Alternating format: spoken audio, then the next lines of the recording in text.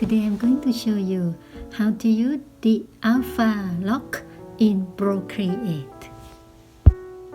Okay, first start drawing an oval shape.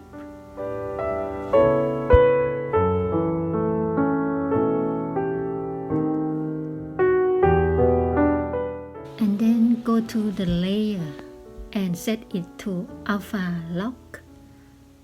It will help you to paint very easy. The alpha lock keeps your painting inside only the shape. See, when you paint, it is just inside the oval shape, which is help you. I'm going to use just watercolor brushes. Making the mountain view now.